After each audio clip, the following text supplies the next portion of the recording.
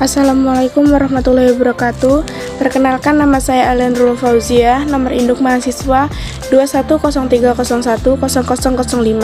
Di sini saya akan presentasikan materi pemikiran ekonomi Islam masa dinasti Umayyah yang ada pada mata kuliah Sejarah Pemikiran Ekonomi Islam yang diampu oleh Bapak Muhammad Hanafi Zuardi, SHI, MSI.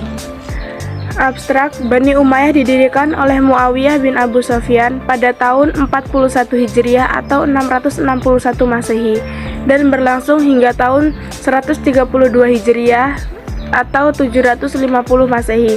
Muawiyah bin Abu Sufyan adalah seorang politisi handal yang menjadi gubernur Syam sejak zaman Khalifah Utsman bin Affan. Kemudian ia mampu menghantarkan dirinya mengambil alih kekuasaan dari Ali bin Abi Thalib, penguasa saat itu. Kepemimpinan Muawiyah tidak didasari atas asas musyawarah dan demokrasi kaum muslimin, sebagaimana telah dilakukan oleh khalifah-khalifah yang telah mendahuluinya. Meskipun banyak sejarawan yang memandang negatif terhadap Muawiyah karena keberhasilannya dalam meraih kepemimpinan melalui cara arbitrase yang dianggap curang, namun demikian kita dapat memungkiri kemajuan yang dicapai oleh khalifah dari Bani Umayyah dalam hal politik, pendidikan, ekonomi, dan budaya.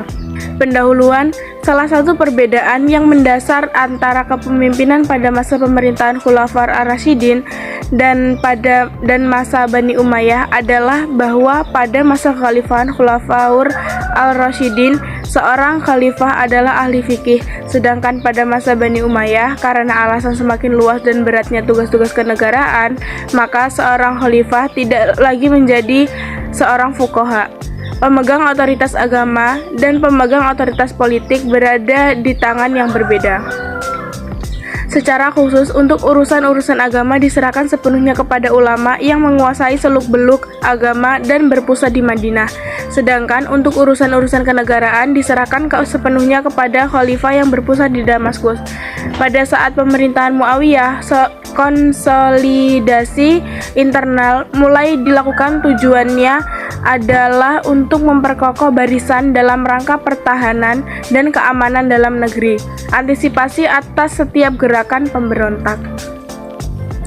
Baitul Mal selama masa pemerintahan sebelumnya difungsikan sebagai dana swadaya masyarakat untuk kepentingan umum, namun pada masa Muawiyah telah berubah fungsi menjadi harta keluarga negara. Rakyat hanya wajib untuk menyetor pajak tanpa mempunyai hak menanyakan penggunaannya. Pada masa ini, pajak negara didirikan penggunaannya menjadi harta pribadi pada para khalifah kecuali masa kepemimpinannya Umar bin Abdul Aziz. Beliau tidak pernah mengambil bagian dari Baitul Mal tersebut, bahkan semuanya dikembalikan untuk kesejahteraan rakyat. Pembahasan khalifah-khalifah Bani Umayyah. Yang pertama, Muawiyah bin Abi Sufyan dan Abdul Malik ibnu Marwan. 1. Muawiyah bin Abi Sufyan. Sebagai khalifah pertama dari Bani Umayyah, tentu Muawiyah bin Abi Sufyan lebih fokus membangun di bidang keamanan. Namun ada beberapa pemikirannya di bidang ekonomi sebagai berikut. Membangun pasukan Damaskus menjadi kekuatan militer Islam yang terorganisir dan disiplin tinggi, menerapkan kebijakan pemberian gaji tetap kepada tentara, mencetak mata uang, membangun birokrasi seperti fungsi pengumpulan pajak dan administrasi politik, mengembangkan jabatan qadhi atau hakim sebagai jabatan profesional, mampu membangun sebuah masyarakat muslim yang tertata rapi sebagai syarat kondusifnya dalam berekonomi. Oleh para sejarawan, beliau juga disebut sebagai orang Islam pertama yang membangun kantor catatan negara dan layanan pos. Kedua, Abdul Malik ibnu Marwan. Pemikirannya beliau di bidang ekonomi Islam diantaranya menjatuhkan hukuman takzir kepada mereka yang mencetak mata uang di luar percetakan negara, melakukan berbagai pembenahan administrasi pemerintahan dan memberlakukan bahasa Arab sebagai bahasa resmi administrasi pemerintahan Islam. Mengembangkan pemikiran yang serius terhadap penerbitan dan pengaturan uang dalam masyarakat Islam sebagai bentuk upaya penolakan atas permintaan pihak Romawi agar Khalifah Abdul Malik bin Marwan menghapuskan kalimat Bismillahirrahmanirrahim dari mata uang yang berlaku pada saat itu.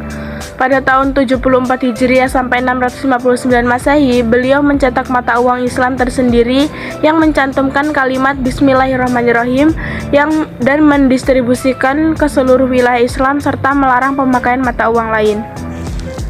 Sekian presentasi dari saya.